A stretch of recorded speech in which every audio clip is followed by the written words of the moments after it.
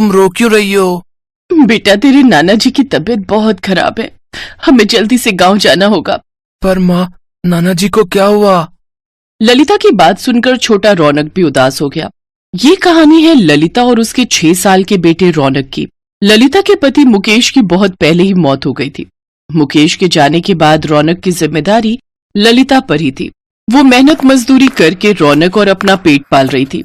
उस दिन ललिता को पता चला कि उसके पिताजी की तबीयत बहुत खराब है और वो अपनी आखिरी सांसें गिन रहे हैं। ये सुनते ही ललिता ने फौरन कुछ कपड़ों की एक पोटली बनाई और रौनक को साथ लेकर रेलवे स्टेशन की तरफ पैदल ही चल पड़ी। माँ, हम ट्रेन से जाएंगे? हाँ बेटा, इस टाइम गांव जाने के लिए कोई बस नहीं मिलेगी, इसीलिए ट्रेन से जाना पड़ेगा। अच्छा सुनो माँ, कुछ खाने को है क्या? बहुत भूख लग रही है। ललिता के घर से रेलवे स्टेशन की दूरी बहुत ज्यादा थी और पैदल चलते चलते रौनक को बहुत तेज भूख लग गई थी।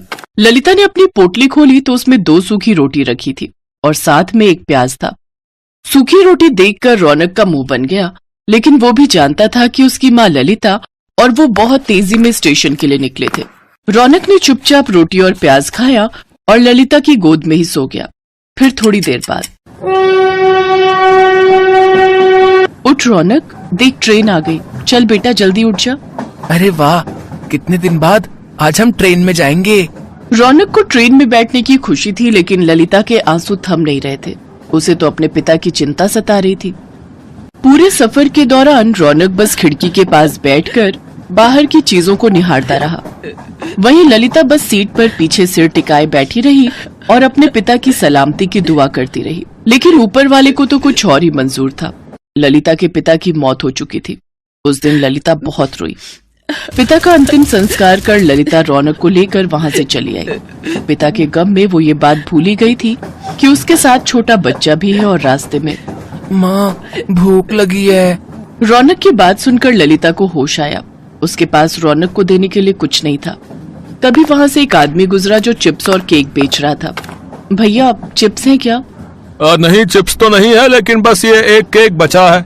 अच्छा, कितने का है?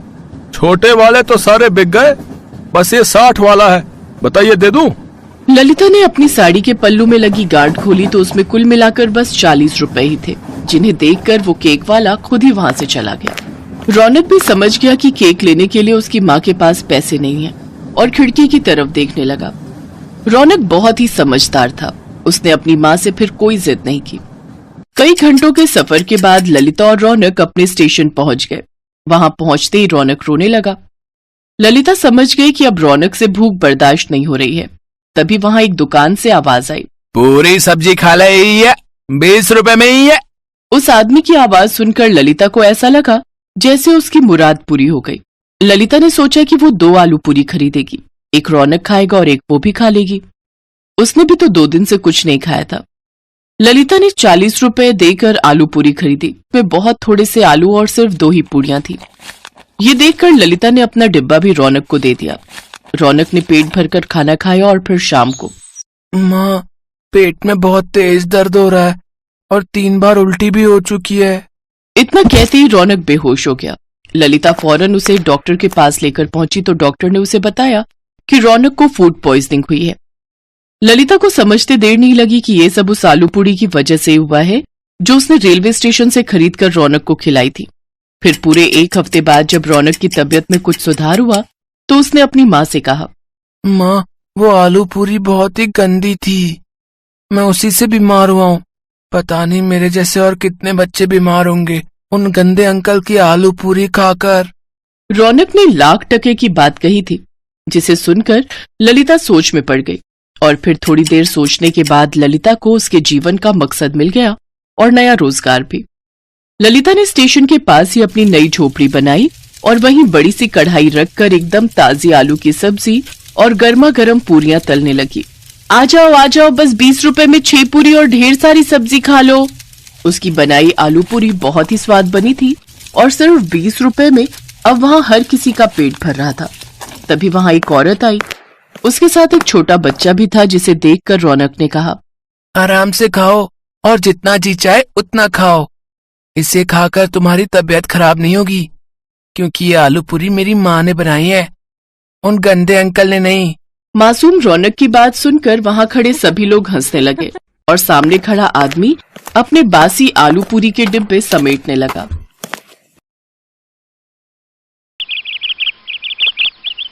सुमित्रा, क्या बात है, तूने कटहल में इतना तेल भर दिया? रोहन और प्रिया ने सब्जी छुई तक नहीं। मालकिन, मैंने तो रोजाना की तरह ही सब्जी बनाई थी और कटहल को थोड़ा फ्राई करके बनाया था, शायद इसी वजह से तेल दिख रहा होगा। और मिर्च मसाले बिल्कुल भी नहीं डाले खाने में, बिल्कुल फीकी बना दी। ओ सुमित्रा, बात सुन, इसकी बातों को मत सुना कर। तेरे हाथ की सब्जियां बहुत स्वादिष्ट होती हैं। अभी बहू को पका पकाया मिल जाता है ना, इसीलिए उसे काम वालियों की कदर नहीं। जिस दिन तू कभी ना आए, एक फुल्का बनाने भी रसोई में नहीं घुसती।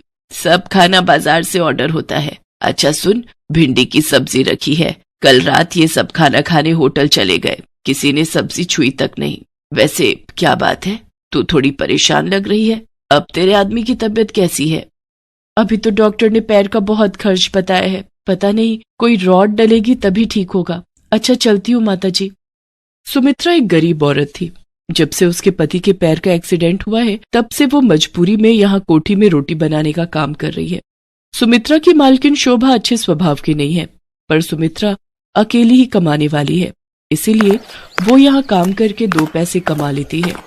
माँ, आज बहुत देर लगा दी, मुझे बहुत भूख लगी थी, घर में कुछ भी खाने को नहीं रखा है। माँ, ये क्या लाई हो?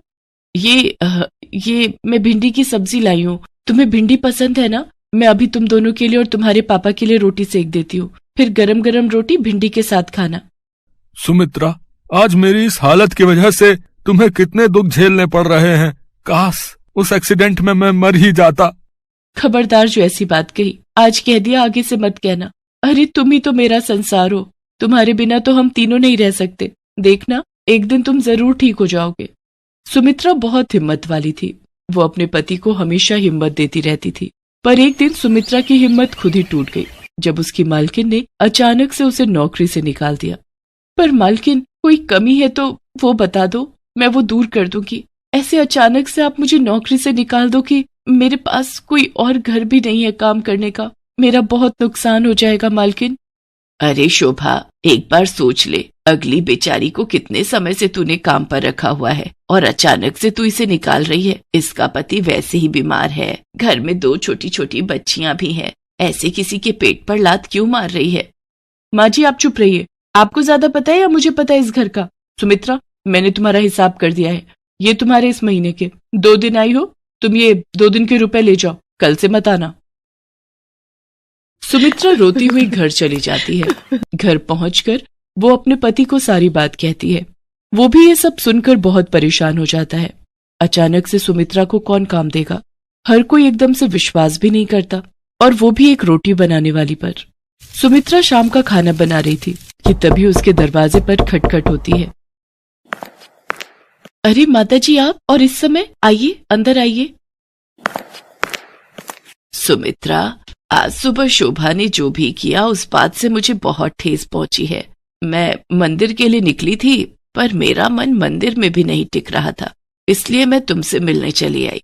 मैं शोभा को तो नहीं सुधार सकती, पर मैं तुम्हें एक सलाह देना चाहती हूँ, अगर तुम मानो तो। जी बोलिए माता जी।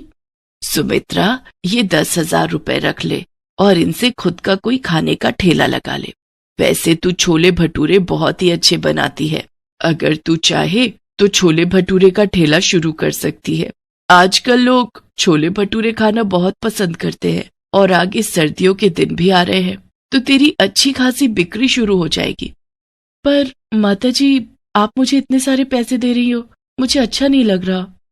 सुमित्रा, ये पैसे मेरे खुद के हैं, मैंने जोड़े हुए थे, और फिर इन रुपयों की मेरे से ज्यादा तुझे जरूरत है।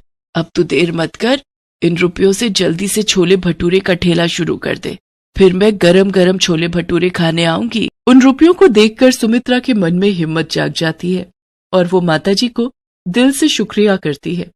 आज मुसीबत की इस घड़ी में माताजी उसके लिए ईश्वर का रूप बनकर आई थी। माताजी की सलाह सुमित्रा और उसके पति को ठीक लगती है और अगले ही दिन सुमित्रा छोले भटूरे का ठेला लगाने के लिए सारा सामान इकट्ठा कर लेती है। और 2-3 दिन में ही उसका छोले भटूरे का ठेला शुरू हो जाता है। पहले तो कभी नहीं देखा, लगता है बाजार में ये छोले भटूरे वाली नहीं आई है। भैया बहुत ही स्वादिष्ट छोले भटूरे बनाती है, साथ में प्याज, चटनी, अचार और बूंदी का रायता भी 1 प्लेट खाई थी कल मैंने। भैया सचमुच आनंद आ गया बता रहे। अच्छा एक काम करते हैं, 1 प्लेट खा लेते हैं चलकर, गरम गरम है, मजा आ जाएगा। 2 प्लेट छोले भटूरे देना और प्याज और अचार ज्यादा कर देना। ठीक है, अभी देती हूँ। आप दोनों के लिए भैया जी। हमें भी 1-1 प्लेट छोले भटूरे लगा दो, भटूरे थोड़े करारे देना है। सुमित्रा का छोले भटूरे का ठेला चल पड़ता है, उसमें नया आत्मविश्वास पैदा होता है। धीरे धीरे वो छोले भटूरे के ठेले से अच्छे पैसे कमाने लगती है और एक छोटी दुकान किराए पर ले लेती है। अब सुमित्रा की छोले भटूरे की दुकान थी, उसके साथ साथ गाजर का हलवा, मूंग की दाल का हलवा, गुलाब जामुन और कुछ मिठाइयां भी बेचनी शुरू कर दी थी। सुमित्रा ने काफी अच्छे पैसे कमा लिए थे। एक दिन वो माताजी से मिलने गई। नमस्ते मालकिन, वो माताजी से मिलना था। माँ जी का 15 दिन पहले स्वर्गवास हो गया। शुगर बढ़ गई थी और फिर काफी तबीयत खराब होने की वजह से डॉक्टरों ने जवाब दे दिया था। कुछ काम था माँ जी से, मुझे काम से जाना है, मुझे देर हो रही है। माताजी के गुजरने की खबर सुनकर सुमित्रा की आंखों में आंसू आ जाते हैं। आज उन्हीं के कारण उसके पास पैसे और काम था। सुमित्रा जो रुपए माताजी को वापस करने गई थी, उन रुपयों से वो गरीबों में माताजी के नाम का दान करती है ताकि उनकी आत्मा को शांति मिल सके। सुमित्रा के पति के पैर का ऑपरेशन भी ठीक ठाक हो जाता है। अब दोनों पति पत्नी मिलकर छोले भटूरे की दुकान चलाते थे, पर आज भी सुमित्रा माताजी के एहसान को नहीं भूल पाई थी। इसीलिए वो उनकी याद में महीने में 1 दिन छोले भटूरे बनाकर गरीबों में बांटती थी।